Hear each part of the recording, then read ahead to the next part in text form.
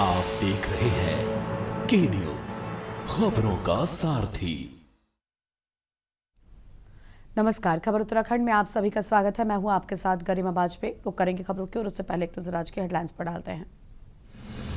Monsoon season को देखते हुए धामी सरकार ने दुर्गम क्षेत्रों में 3 माह का राशन पहुंचाया। 1 जुलाई से मिलेगा अग्रिम राशन।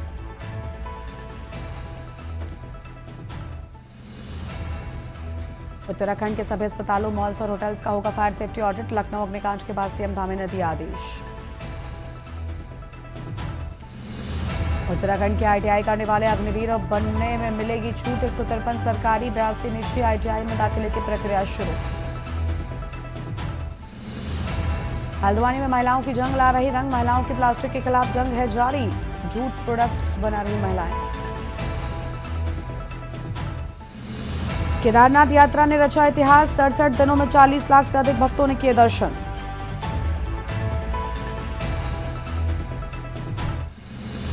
रीडिंग से संतुष्ट होने पर ही हटेगा पुराना मीटर। कुमाऊं में ऊर्जा निगम का बड़ा फैसला।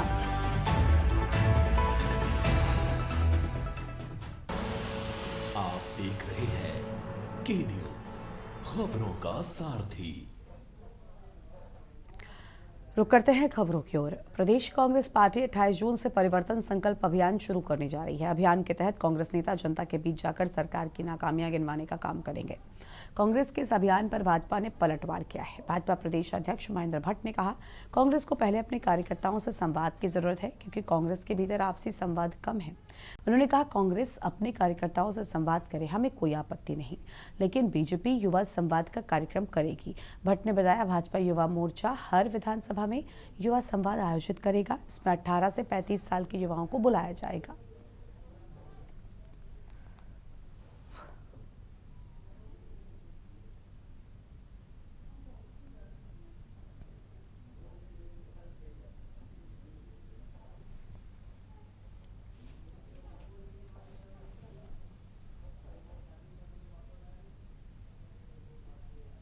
कांग्रेस में संवाद की आवश्यकता है। संवाद कम है। अपने कार्यकर्ताओं से संवाद करें, हमें कोई आपत्ति नहीं है, लेकिन भारतीय जनता पार्टी युवा संवाद का कार्यक्रम करेगी। हमारा भारतीय जनता युवा मोर्चा प्रत्येक विधानसभा के अंदर युवा संवाद हम रखेंगे। 18 से 25 साल के युवाओं को उस कार्यक्रम बुलाया जाएगा। हमारे माननीय मुख्यमंत्री जी, हमारे पूर्व मुख्यमंत्रीगण, हमारे सांसदगण, हमारे मंत्रीगण युवाओं से संवाद करेंगे और ये संवाद उत्तराखंड राज्य के विकास के विषयों को लेकर संवाद होगा। खबर है सितारगंज से, जहां पर नीट पेपर लीक मामले को लेकर कांग्रेस कार्यकर्ताओं ने सितारगंज में जोरदार प्रदर्शन किया। कार्यकर्ताओं ने नगर के मुख्य चौक पर केंद्र सरकार का पुतला फूंककर विरोध जताया और सरकार के खिलाफ नारेबाजी की। इसके बाद कांग्रेस के प्रतिनिधिमंडल ने एसडीएम कार्यालय पहुंचकर राष्ट्रपति के नाम संबोधित ज्ञापन सौंपा है। प्रदर्शन के दौरान कांग्रेस नेताओं ने कहा, देश भर में लगातार सामने आ रहे पेपर लीक के मामलों से लाखों युवाओं का भविष्य प्रभावित हो रहा है।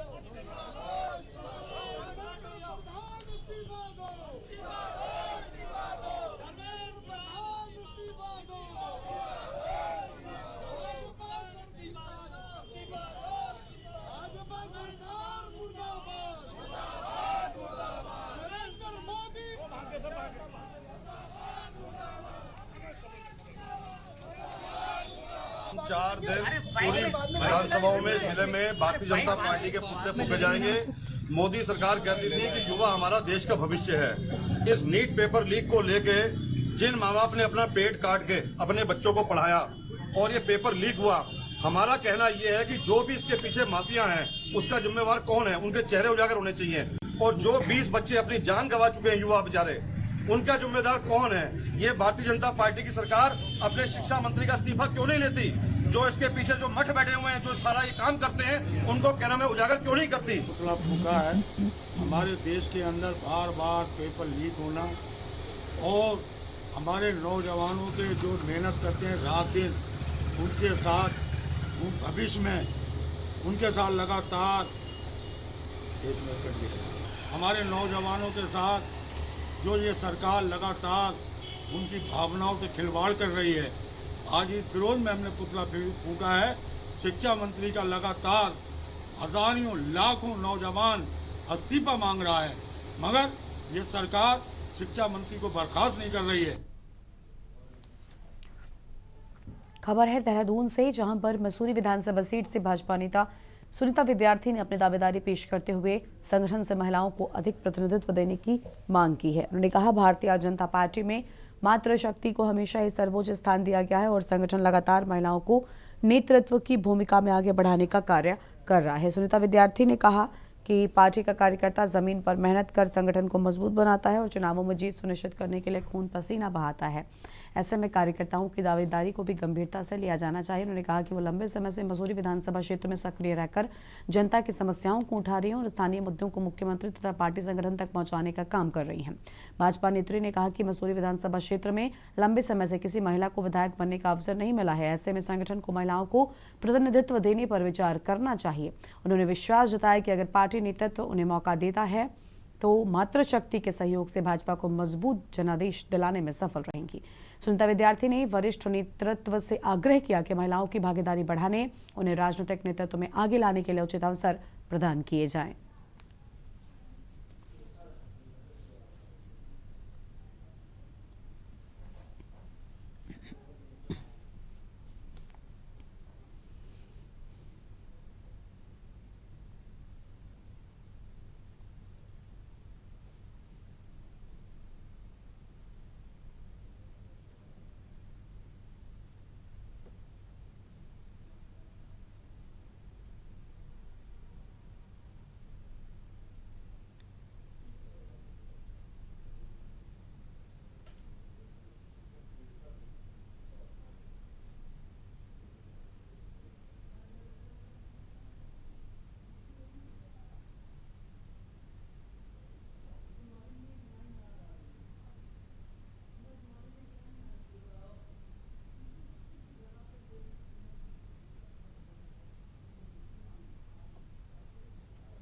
देखिए, भारतीय जनता पार्टी में मातृशक्ति को मैं कहूंगी कि सर्वोच्च स्थान प्राप्त है और जिस प्रकार से आप देख रहे हैं कि मातृशक्ति को लगातार संगठन द्वारा आगे बढ़ाया जा रहा है, तो निश्चित रूप से जो हमारी सीनियर लीडरशिप है और हम लोग, क्योंकि जो कार्यकर्ता होता है वो जमीन में कार्य करके मैं कहूंगी कि अपने खून पसीना एक करके पार्टी को जिताता है, तो निश्चित रूप से कार्यकर्ताओं की दावेदारी महत्वपूर्ण हो जाती है।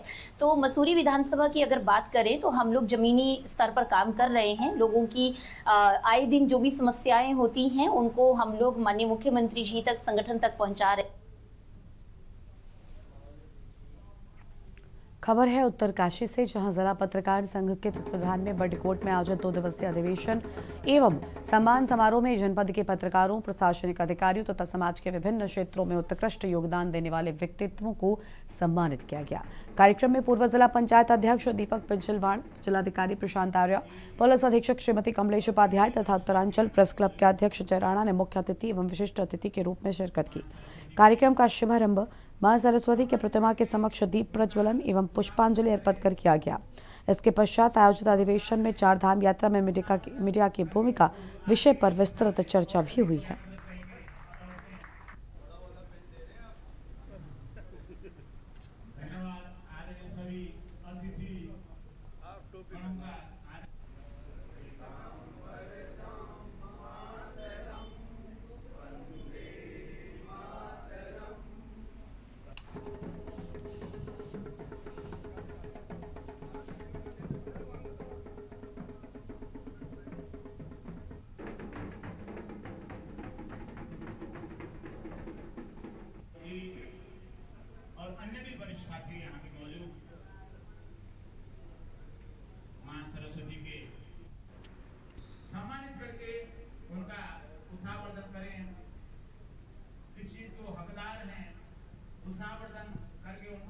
आगे भी इस दिशा में और अधिक प्रयासरत रहेंगे।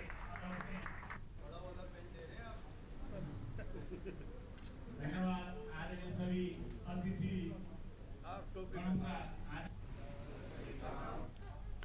खबर है देहरादून से, जहां पूर्व मुख्यमंत्री एवं गढ़वाल सांसद तीरथ सिंह रावत के भांजे विक्रम राणा ने देहरादून में आयोजित प्रेस वार्ता के दौरान पुलिस की कार्यप्रणाली पर गंभीर सवाल उठाए। उन्होंने आरोप लगाया कि राजपुर क्षेत्र से जुड़े एक कथित भूमि फर्जीवाड़ा और विवाद मामले में नैनीताल हाईकोर्ट के आदेश तथा एफआईआर दर्ज होने के बावजूद पुलिस प्रभावी कार्रवाई नहीं कर रही है।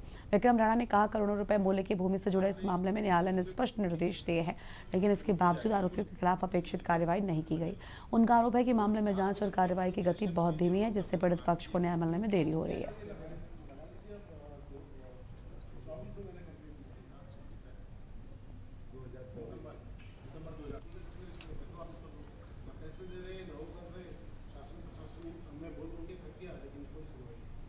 की एक जमीन है जिसके लिए मैंने 19.5 करोड़ रुपए दे रखे हैं और 25 बीघा की रजिस्ट्री मेरे नाम पे होनी थी। तो 2 साल से ना रजिस्ट्री कर रहे हैं ना कुछ कर रहे हैं। मैंने कंप्लेन भी लिखवाई, उसके बाद एफआईआर भी दर्ज हुई।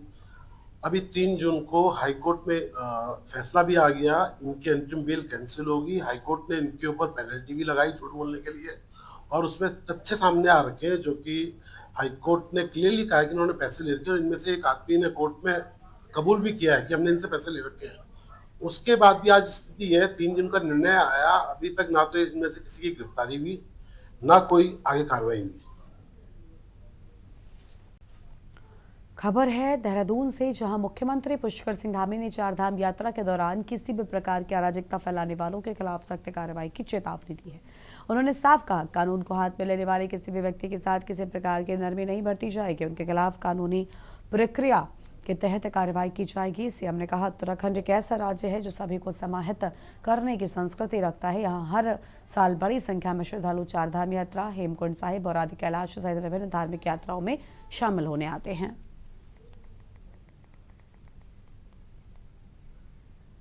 कोताही नहीं बरती जाएगी। कहीं पर भी कोई कानून को अपने हाथ देगा तो निश्चित रूप से इस पर कार्रवाई होगी। उत्तराखंड क्योंकि देखिए सभी को समाहित करने वाला राज्य है। एक यहाँ की संस्कृति है, देवभूमि की अपनी संस्कृति है। 4 धाम यात्रा चल रही है, यहाँ हेमकुंड साहिब यात्रा चल रही है, आदि कैलाश यात्रा चल रही है, अनेक धार्मिक स्थलों की यात्रा चल रही है। हम सभी का स्वागत करते हैं कि सब लोग सबकी यात्रा अच्छी हो, सुरक्षित यात्रा हो, लेकिन कोई कानून अपने हाथ में लेगा तो निश्चित रूप से कानूनी जो प्रक्रिया है उसके अनुरूप कार्रवाई भी।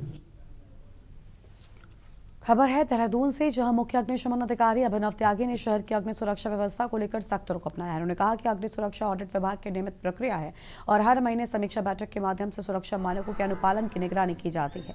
पिछले महीने दमकल विभाग ने 200 से अधिक भवनों का सुरक्षा ऑडिट किया, जिसमें कई स्थानों पर फायर एनओसी प्राप्त करने के बाद सुरक्षा उपकरणों के रखरखाव में लापरवाही पाई गई। सीएफओ त्यागी ने कहा, जिन भवनों में कमियां मिल रही हैं उन्हें सुधार के लिए 10 से 15 दिन का समय दिया जा रहा है।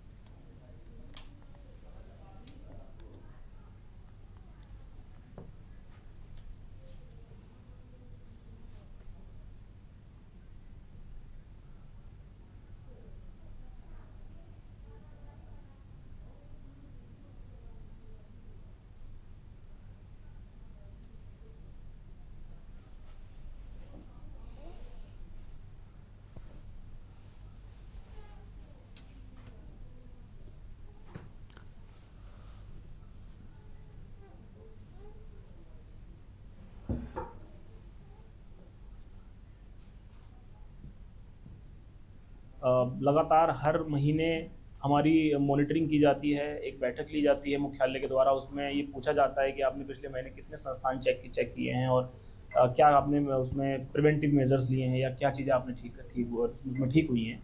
तो देखिए, ऑडिट हमारा जारी है। हमने पिछले महीने भी 200 से अधिक भवनों का सुरक्षा ऑडिट किया था। कई भवनों में जो फायर सेफ्टी इक्विपमेंट हैं वो मेंटेन नहीं होते हैं। इस तरह जब किसी ने फायर एनओसी ली, 3 साल का टाइम रहता है तो वो फायर इक्विपमेंट लगवाता है, उसके बाद उनकी मेंटेनेंस पे वो ध्यान देता नहीं है। आगे बढ़ेंगे खबरों की ओर। प्रदेश में जल्द ही मानसून दस्तक देने वाला है, लेकिन पिछले साल बारिश से प्रभावित क्षेत्रों में निर्माण कार्य तो चल रहा है, लेकिन पूरे होने में समय लग रहा है। ये यूं कहें कि काम की रफ्तार धीमी गति से चल रही है। वहीं कांग्रेस प्रदेश अध्यक्ष गणेश गोंदियाल ने भी भाजपा सरकार पर अधूरे कार्यों को घोषणाओं को लेकर हमला बोला। उन्होंने कहा, वर्तमान सरकार की मंशा काम करने की नहीं, केवल पूरा ध्यान भ्रष्टाचार कर पैसा इकट्ठा करने की है। उन्होंने आरोप लगाया, सरकार का फोकस जल्दी ठेका तैयार कर ठेकेदारों को सौंप कर बिल दर बिल पैसा लेने पर है। वहीं काम हो या ना हो, इससे सरकार को कोई फर्क नहीं पड़ता।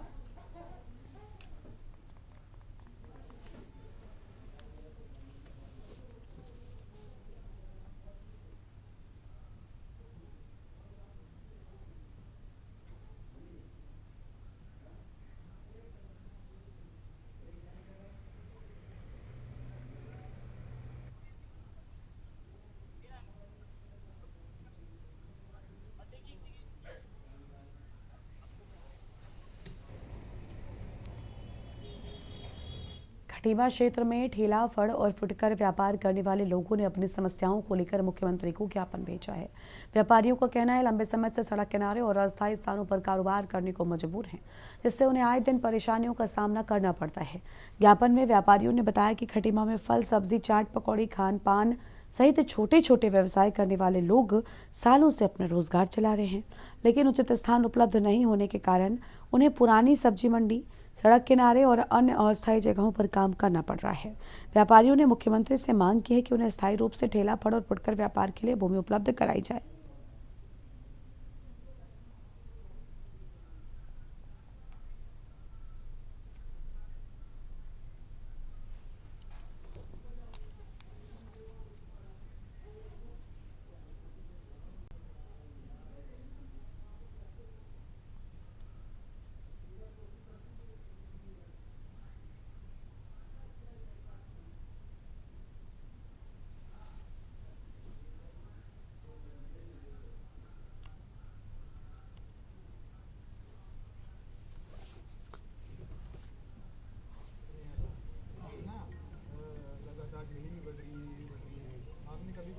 कार्ड बनाए हैं, लेकिन देने के लिए वेंडर जोन तैयार नहीं है।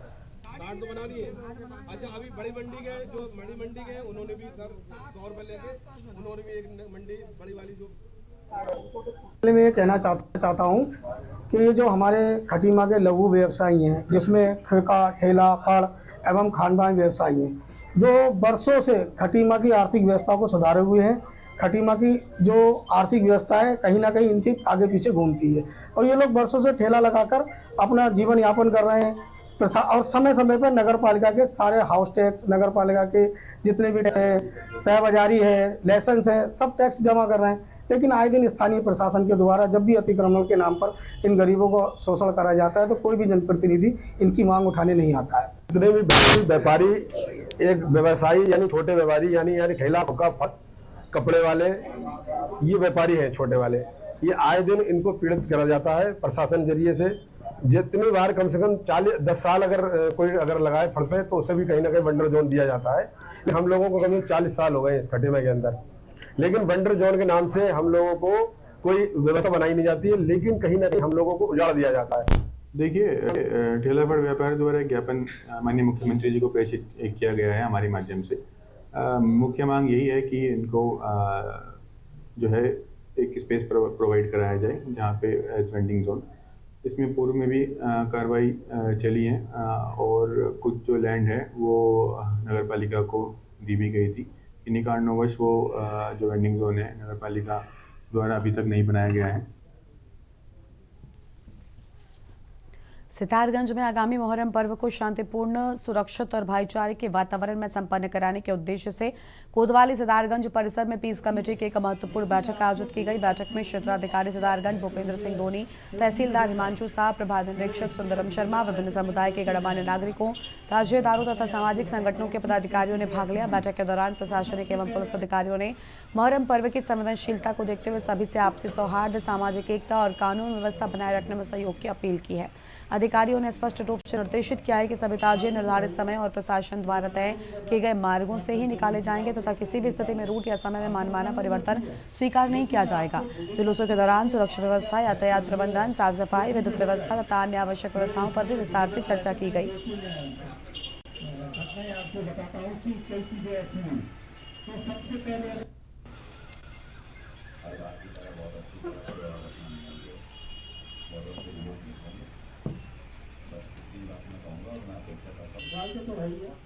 कोई मना भी नहीं कर रहा कि आप जब जरूर निकालते इसमें हम निकाल रहे, आपको निकालने दसी है, लेकिन आपको विजिट ढंग से लेनी है 5 या 5, तो ये तो चीजें हो जाएगी।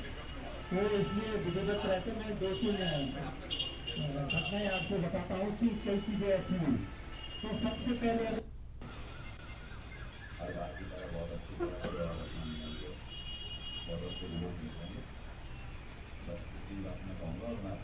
निकालते तो है ही है, कोई मना भी नहीं कर रहा कि आप जब जरूर निकालते इसमें हम निकाल रहे, आपको निकालने दसी है, लेकिन आपको विजिट ढंग से लेनी है। शोक और गमी का त्योहार है, जुलूस निकलते हैं इसमें, ताजिए लेते हैं, रूट उसके निर्धारित हैं, कोई नया रूट नहीं है। और अभी जो है कि मीटिंग थी, सभी वर्ग के लोग इसमें मौजूद थे, तो वही बातें हुई हैं जो उनके द्वारा बात बताई गई, जो अपेक्षा की गई उसको हम लोग शासन प्रशासन से पूरा करने की कोशिश करेंगे। जो रूट है उसी रूट में चलेगा, नया रूट नहीं चलेगा। बरसात के सीजन में सांप और सरीसृप आबादी का रुख करते हैं। हरिद्वार में ऐसे जीवों के रेस्क्यू के लिए वन कर्मियों को विशेष ट्रेनिंग दी गई है। राजाजी टाइगर रिजर्व की चीला रेंज में आयोजित खास हर्पेटोलॉजी वर्कशॉप में हरिद्वार फॉरेस्ट डिवीजन के तमाम क्यूआरटी को सांपों और अन्य जलीय जीवों को सुरक्षित पकड़ने की ट्रेनिंग दी गई। साथ ही क्यूआरटी को रेस्क्यू ऑपरेशन के जरूरी उपकरण भी उपलब्ध कराए गए। भारतीय वन्यजीव संस्थान के वैज्ञानिकों की ओर से दिए गए प्रशिक्षण के बाद क्यूआरटी में शामिल वनकर्मी बेहतर कुशलता के साथ रेस्क्यू ऑपरेशन को अंजाम दे सकेंगे।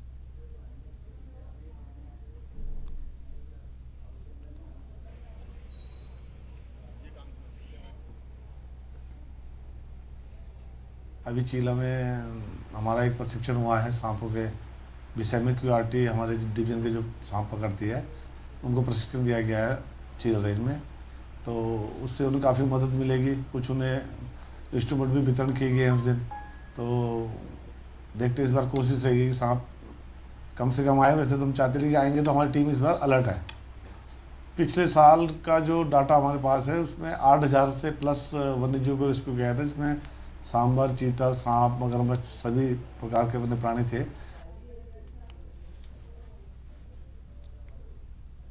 हरिद्वार में शंकराचार्य चौक पर हुए हादसे में एक बुजुर्ग की दर्दनाक मौत हो गई। यहां चल रहे निर्माण कार्यों के दौरान साइकिल सवार 60 वर्षीय अर्शपाल कंक्रीट मिक्सचर ट्रक की चपेट में आ गए और मौके पर ही दम तोड़ दिया।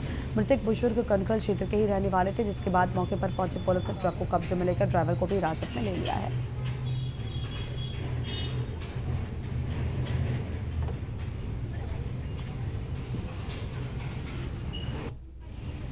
वीडियो बना के डाल दो।